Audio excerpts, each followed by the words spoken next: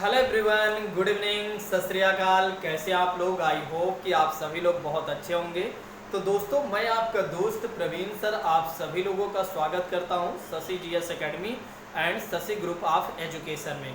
जैसा कि आप लोग सभी लोग जानते हैं कि काफ़ी दिनों से हमारी सीरीज चल रही है साइकोलॉजी की। तो साइकोलॉजी में हमने सोचा कि एक नया परिवर्तन कर देते हैं। और एक नया परिवर्तन क्या है, आप चैप्टर वाइज आपको सारी टेस्ट सीरीज करवाई जाएगी। तो जैसे कि आज हमने कवर किया है समाजीकरण से, तो समाजीकरण से संबंधित जितने भी प्रश्न बनेंगे आज आप लोग देखेंगे और उसको सॉल्व भी करने का प्रयास करिएगा। चलिए आइए बात करते हैं, किसी और बात की अब चर्चा ना करते हुए सीधा आते हैं आज के अपने पहले प्रश्न पर। तो ये रहा आज का हमारा पहला प्रश्न। पहला प्रश्न है कि समाजीकरण की प्रक्रिया में शामिल नहीं है। ऑप्शन है आपके सामने मूल्यों और विश्वासों का अर्जन, दूसरा ऑप्शन है अनुवांशिक संचरण और तीसरा ऑप्शन है एक संस्कृति रीतियों और मापदंडों को सीखना और चौथा ऑप्शन कहता है कौशलों का अर्जन करना। जल्दी से इसका आंसर बताइए कि समाजीकरण की प्रक्रिया में कौन शामिल नहीं है। सीटेट 2015 का यह प्रश्न है। जल्दी से इसका आंसर बताइए मेरे प्रिय साथियों। चलिए मैं आपको बता देता हूं कि समाजीकरण की प्रक्रिया में नहीं शामिल है अनुवांशिकी संचरण यानी हेरिडिटी ट्रांसमिशन। इस बात को ध्यान रखिएगा। चलिए अगले प्रश्न की बात करते हैं। अगला प्रश्न है आपके सामने स्क्रीन पर मेरे प्रिय साथियों, जल्दी से इसका आंसर बताइएगा। निम्नलिखित में से कौन से समाजीकरण के गौड़ के कारक हो सकते हैं? निम्नलिखित में से समाजीकरण के गौड़ कारक हो सकते हैं। पहला ऑप्शन है विद्यालय और आस पड़ोस और दूसरा ऑप्शन है विद्यालय और निकटतम परिवार के सदस्य और तीसरा ऑप्शन है कि परिवार और रिश्तेदारों और चौथा ऑप्शन है परिवार और आस पड़ोस। जल्दी से इसका आंसर करिए, फटाफट आंसर करते चलिए मेरे प्रिय साथियों, फटाफट आंसर करते चलिए। I am waiting for your answer. फटाफट आंसर करिए, I am waiting for your answer. फटाफट आंसर करते चलिए। चलिए इसका आंसर हो जाएगा मेरे प्रिय साथियों कि निम्नलिखित में से समाजीकरण की गौड़ के रूप में कारक कौन सा हो सकता है? बी ऑप्शन इज राइट, यानी कि विद्यालय और निकटतम परिवार के सदस्य। विद्यालय और निकटतम परिवार के सदस्य जो हैं वो बालक के समाजीकरण के गौड़ कारक के रूप में हो सकते हैं। इस बात को आप लोग ध्यान रखिएगा। चलिए अगले प्रश्न की बात करते हैं। अगला प्रश्न काफी अच्छा प्रश्न है। नेक्स्ट बात करते हैं, यानी कि इस प्रश्न की बात करते हैं। तो सबसे पहले मैं प्रश्न पढ़ देता हूं, फिर ऑप्शन भी आपको मैं पढ़कर बता देता हूं। चलिए, शिक्षा के संदर्भ में समाजीकरण से क्या तात्पर्य है? शिक्षा के संदर्भ में समाजीकरण से क्या तात्पर्य है? पहला ऑप्शन है सामाजिक वातावरण में अनुकूलन और समायोजन और दूसरा ऑप्शन है सामाजिक मापदंडों का सदैव अनुपालन करना और तीसरा ऑप्शन कहता है कि अपने सामाजिक मानदंड बनाना और चौथा ऑप्शन कहता है कि समाज में बड़ों का सम्मान करना। जल्दी से इसका आंसर बताइए। I am waiting for your answer. फटाफट आंसर करते चलिए मेरे प्रिय साथियों, जल्दी से इसका आंसर बताइए। चलिए मैं आपको बताता हूं इसका आंसर। यदि आपको नहीं आया है तो समाजीकरण से तात्पर्य हो जाता है सामाजिक वातावरण में अनुकूलन और समायोजन करना। समाजीकरण से तात्पर्य हो जाता है सामाजिक वातावरण में अनुकूलन और समायोजन करना ही समाजीकरण है। आज ही मैंने इसको क्लास में करवाया था जो हमारे यहाँ ऑफलाइन पढ़ते हैं। चलिए अगले प्रश्न की बात करते हैं। अगला प्रश्न आपके सामने स्क्रीन पर है, बहुत ही अच्छा प्रश्न है। देखिए, समाजीकरण में सम्मिलित है सांस्कृतिक संचरण और डैश डैश। पहला ऑप्शन कहता है विद्रोहियों को निरुत्साहित करना, दूसरा ऑप्शन कहता है कि व्यक्तित्व का विकास करना और तीसरा ऑप्शन कहता है बच्चों को लेबलों में समायोजित करना और चौथा ऑप्शन कहता है कि संवेगात्मक समर्थन उपलब्ध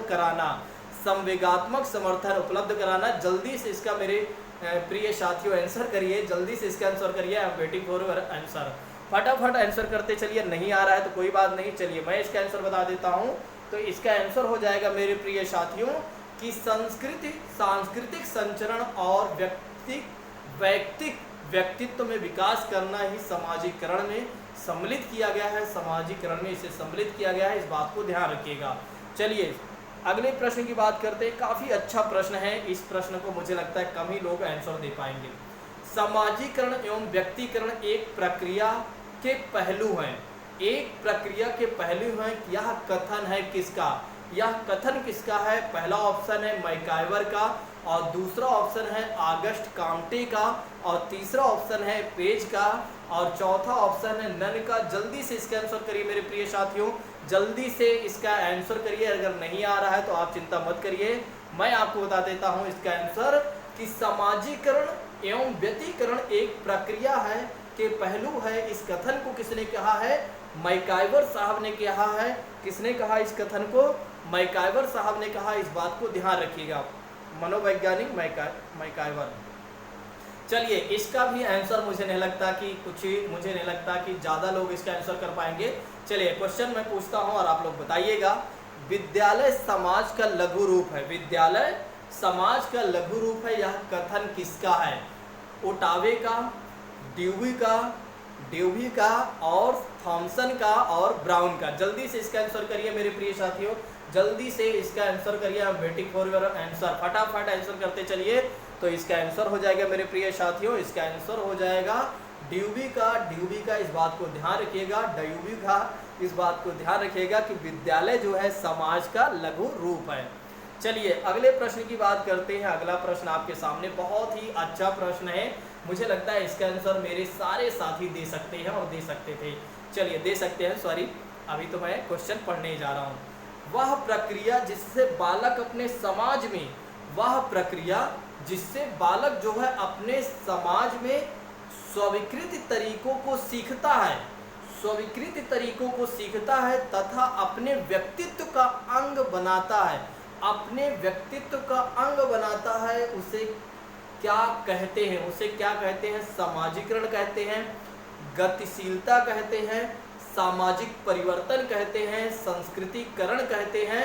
जल्दी से इसका आंसर बताइए। मैंने बहुत ही आराम से इसका क्वेश्चन पढ़ा था और मुझे लगता है इसका आंसर मेरे सारे साथी दे सकते हैं। देखिए, मैं आप लोगों का नेम नहीं लेता हूं, लेकिन जिस तरह से आप सभी लोगों का प्रदर्शन चलता रहता है, बीच में मैं ज़रूर आप सभी लोगों का नेम लेता हूं, ठीक है, उसका स्क्रीनशॉट रखता हूं, अलग से मैं आपको बता देता हूं, क्योंकि इसमें समय ना जाए सबका नेम लेने पर, ठीक है। चलिए, बात करते हैं। इसका आंसर हो जाएगा मेरे प्रिय साथियों कि समाजीकरण उसे कहते हैं। उसे क्या कहते हैं? समाजीकरण कहते हैं। क्यों कहते हैं? क्योंकि वह एक प्रक्रिया जिसमें क्या होता है, जिससे क्या होता है, बालक अपने समाज में स्वीकृत तरीकों को सीखता है। देखिए, आप एक बार खुद ही सोचिए कि जब बालक होता है, समाज के संपर्क में आता है, जब बालक क्या होता है, जब समाज के संपर्क में आता है तो वो समाज के नियमों और आदर्शों को सीखता है और उसी को अपने व्यक्तित्व का अंग बनाता है, उसी को अपने व्यक्तित्व का अंग बनाता है। इस बात को ध्यान रखिएगा। चलिए, अगले क्वेश्चन की बात करते हैं कि बालक के समाजीकरण का अभिव्यक्ति है, ठीक है। इस क्वेश्चन में थोड़ा से समस्या आ रही है, चलिए फिर भी आप लोग समझिएगा। शिक्षक, माता पिता, धर्मोपदेश। बालक के समाजीकरण का अभिव्यक्ति मतलब अभिव्यक्ति, क्या मतलब है यहाँ कहने का मतलब है?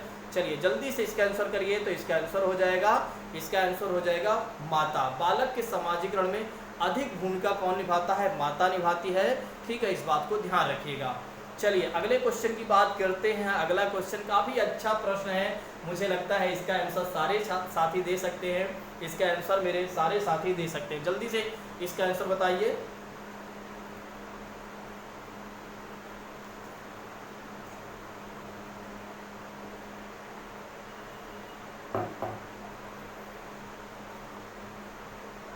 बालक के समाजीकरण की सबसे महत्वपूर्ण संस्था है, बालक के समाजीकरण की सबसे महत्वपूर्ण संस्था है परिवार, विद्यालय, पास पड़ोसी, मित्र मंडली। जल्दी से इसका आंसर करिए। मुझे लगता है इसका आंसर करने में आपको समय नहीं लगना चाहिए था। तो इसका आंसर हो जाएगा बालक के समाजीकरण की सबसे महत्वपूर्ण संस्था मानी जाती है परिवार मानी जाती है। बालक के समाजीकरण की सबसे महत्वपूर्ण संस्था कौन सी मानी जाती है? वो है परिवार। चलिए, अगले क्वेश्चन की बात करते हैं। काफ़ी अच्छा क्वेश्चन है, ये दोबारा वही क्वेश्चन आ गया। चलिए,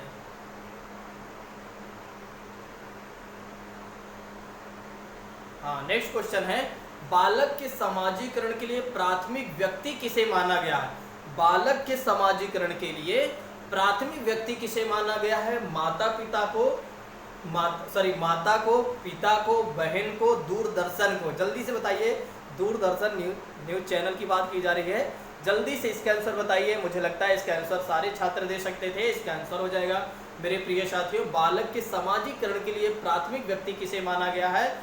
माता को माना गया है। और पहली संस्था कौन सी मानी गई है? परिवार को माना गया है। पहली संस्था समाजीकरण के लिए पहली संस्था किसे माना जाता है या मानी गई है? वो है परिवार। और प्राथमिक व्यक्ति में किसे रखा गया है? माता को रखा गया है। प्राथमिक व्यक्ति को किसमें रखा गया है? माता को रखा गया है। ठीक है, चलिए अगले क्वेश्चन की बात करते हैं। अगला क्वेश्चन है आपके सामने मेरे प्रिय साथियों, जल्दी से इसका आंसर करिएगा। बालक के समाजीकरण चक्र का अंतिम पड़ाव बिंदु अपने में समाहित करता है। बालक के समाजीकरण चक्र का अंतिम पड़ाव बिंदु अपने में समाहित करता है। पहला ऑप्शन है जनसंचार को, दूसरा ऑप्शन है पास पड़ोस को, और तीसरा ऑप्शन कहता है गैंग को, और चौथा ऑप्शन क्या कहता है? विद्यालय को। जल्दी से इसका आंसर करिए मेरे प्रिय साथियों, जल्दी से इसका आंसर करिए। अगर नहीं आ रहा है तो आप चिंता मत करिए, मैं आपको बता रहा हूं कि बालक के समाजीकरण चक्र का अंतिम पड़ाव बिंदु किसमें समाहित होता है?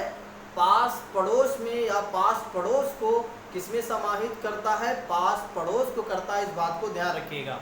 चलिए अगले क्वेश्चन की बात करते हैं। समाजीकरण एक साधन है। समाजीकरण एक साधन के रूप में है परिवार, विद्यालय, समाज और ये सभी। जल्दी से इसका आंसर करिए, जल्दी से इसका आंसर करिए। मुझे लगता है इसका आंसर मेरे प्रिय साथी सभी आंसर कर सकते हैं, यानी कि सारे साथी इसका आंसर कर सकते थे और कर भी दिए हैं। तो इसका आंसर हो जाएगा समाजीकरण के साधन। समाजीकरण के साधन में सभी आएंगे, वो है परिवार भी आता है, विद्यालय भी आता है और समाज भी आता है, क्योंकि ये तीनों एक दूसरे के कहीं ना कहीं पूरक का काम करते हैं। चलिए अगले प्रश्न की बात करते हैं। अगला प्रश्न आपके सामने है मेरे प्रिय साथियों, स्क्रीन पर। जल्दी से बताइएगा, बच्चे का सामाजिक विकास वास्तव में प्रारंभ होता है।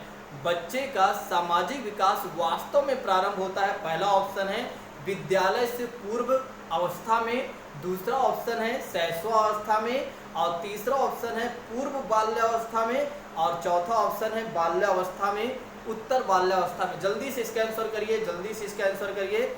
मैं आप लोगों का आंसर का इंतजार कर रहा हूं। तो इसका आंसर हो जाएगा मेरे प्रिय साथियों कि बच्चे का सामाजिक विकास वास्तव में जो प्रारंभ होता है वो होता है उत्तर बाल्यावस्था में। उत्तर बाल्यावस्था में, इस बात को ध्यान रखिएगा। बिल्कुल मैं क्वेश्चन के साथ साथ आंसर जो मैं आपको बता रहा हूँ याद भी करवाते चल रहा हूँ। अब आपका कर्तव्य बनता है कि आप याद करते चलिए, और साथ ही साथ आपका एक नैतिक कर्तव्य बनता है कि आप वीडियो को जल्दी से लाइक कर दीजिए। और दूसरी बात है कि आप क्या कर दीजिए, दूसरों को भी शेयर कर दीजिए, ताकि आपका जो फ़ायदा हो रहा है उनका भी फ़ायदा, उनको भी या फ़ायदा मिले। ठीक है, वे भी एग्ज़ाम को क्वालिफाई करें जो आपके यार दोस्त हैं, जानने वाले हैं। चलिए नेक्स्ट क्वेश्चन की बात करते हैं कि सबसे अधिक गहन और जटिल समाजीकरण होता है। सबसे अधिक गहन और जटिल समाजीकरण किसमें होता है? पूर्व बाल्यावस्था के दौरान, प्रौढ़ावस्था के दौरान, और व्यक्ति के पूरे जीवन में, और किशोरावस्था के दौरान। जल्दी से इसका आंसर करिए मेरे प्रिय साथियों, जल्दी से इसका आंसर करिए। I am waiting for your answer. फटाफट आंसर करते चलिए, आप लोग बड़ा लेट करते हैं। तो इसका आंसर हो जाएगा मेरे प्रिय साथियों, सबसे अधिक गहन और जटिल समाजीकरण जो होता है वो होता है किशोरावस्था के दौरान होता है। कौन सी अवस्था के दौरान होता है? किशोरावस्था के दौरान होता है। कौन सी अवस्था? किशोरावस्था के दौरान होता है। सीटेट 2011 का यह प्रश्न है, आप लोग याद रखिएगा। चलिए अगले प्रश्न की बात करते हैं। अगला प्रश्न काफ़ी ठीक ठाक है, सीटेट 2015 में यह पूछा गया प्रश्न है। निम्नलिखित में से कौन प्रारंभिक बाल्यावस्था अवधि के दौरान उन भूमिकाओं एवं व्यवहारों के बारे में जानकारी प्रदान करते हैं जो एक समूह में स्वीकार्य है? पहला ऑप्शन है भाई बहन एवं अध्यापक, दूसरा ऑप्शन है अध्यापक एवं साथी, और तीसरा ऑप्शन है साथी एवं माता पिता, और चौथा ऑप्शन है माता पिता एवं भाई बहन। चौथा ऑप्शन है माता पिता एवं भाई बहन। जल्दी से इसका आंसर करिए, जल्दी से इसका आंसर करिए मेरे प्रिय साथियों। तो इसका आंसर हो जाएगा, इसका आंसर हो जाएगा माता पिता। एक बार क्वेश्चन को मैं फिर से पढ़ देता हूं ताकि आपको याद हो जाए। देखिए, कौन सी प्रारंभिक बाल्यावस्था अवधि के दौरान उन भूमिकाओं एवं व्यवहारों की बारे में जानकारी प्रदान करते हैं जो एक समूह के रूप में स्वीकार करते हैं, वो होते हैं माता पिता और भाई बहन। माता पिता और भाई बहन, इस बात को ध्यान रखिएगा। चलिए अगले क्वेश्चन की बात करते हैं। अगला क्वेश्चन आपके सामने है स्क्रीन पर, फटाफट आंसर करते चलिए, बिल्कुल समय नहीं लूंगा। एक प्रक्रिया है जिसके माध्यम से मानव शिशु समाज के सक्रिय सदस्य के रूप में निष्पादन करने के लिए आवश्यक कौशलों का अर्जन करना प्रारंभ करता है। पहला ऑप्शन है समाजीकरण, विकास, सीखना, परिपक्वता। जल्दी से इसका आंसर करिए, जल्दी से इसका आंसर करिए मेरे प्रिय साथियों। तो इसका आंसर हो जाएगा समाजीकरण, इसका आंसर हो जाएगा समाजीकरण। इस बात को ध्यान रखिएगा, बिल्कुल सीटेट 2016 का यह प्रश्न है। ठीक है, नेक्स्ट क्वेश्चन की बात करते हैं आपके सामने रहा स्क्रीन पर। चलिए, निम्नलिखित में से क्या सत्य है? निम्नलिखित में से क्या सत्य है? पहला ऑप्शन कहता है कि विद्यालय समाजीकरण का पहला मुख्य कारक है। विद्यालय समाजीकरण का पहला मुख्य कारक है। दूसरा ऑप्शन है विद्यालय समाजीकरण का एक महत्वपूर्ण भूमिका निभाता है या कारक है। और तीसरा ऑप्शन कहता है कि समाजीकरण में विद्यालय की कोई भूमिका ही नहीं होती है। और चौथा ऑप्शन कहता है कि समाजीकरण में विद्यालय की बहुत थोड़ी भूमिका होती है। जल्दी से इसका आंसर करिए। 2016 सीटेट 2016 में यह प्रश्न पूछा गया था। और जल्दी से लाइक भी कर दीजिए। यदि आपको क्लास अच्छी लग रही है तो जरूर दूसरों को शेयर कर दीजिए और अपने स्टेटस पर जरूर लगाया करें। हफ्ते में एक दिन तो जरूर लगा दिया करें अपने स्टेटस पर, यानी कि फेसबुक के स्टेटस या व्हाट्सएप के स्टेटस पर जरूर लगाया करें। यदि आपको क्लास बेहतर लग रही है तो ठीक है, नहीं लग रही है तो आप लोग जरूर हमें सुझाव दीजिए, हम उसमें जरूर कुछ ना कुछ परिवर्तन करेंगे, यानी कि आपके सुझावों को मानने के लिए हम बिल्कुल तैयार हैं। चलिए, इसका आंसर हो जाएगा मेरे प्रिय साथियों कि विद्यालय और समाजीकरण के बारे में निम्नलिखित में से क्या सत्य है कि विद्यालय समाजीकरण का एक महत्वपूर्ण कारक माना जाता है। जो कि आप जानते हैं विद्यालय जो होता है समाजीकरण का एक महत्वपूर्ण कारक के रूप में भूमिका निभाता है। चलिए अगले प्रश्न की बात करते हैं। अगला प्रश्न है आपके सामने मेरे प्रिय साथियों, वाइगोत्स्की के अनुसार बच्चे सीखते हैं। वाइगोत्स्की के अनुसार बच्चे सीखते हैं। पहला ऑप्शन है जब पुनर्बलन प्रदान किया जाता है। दूसरा ऑप्शन है परिपक्व होने से। और तीसरा ऑप्शन है अनुकरण से। और चौथा ऑप्शन है वयस्कों और समवयस्कों के साथ परस्पर क्रिया से। जल्दी से इसका आंसर करिए। I am waiting for your answer दोस्तों, जल्दी से इसका आंसर करिए।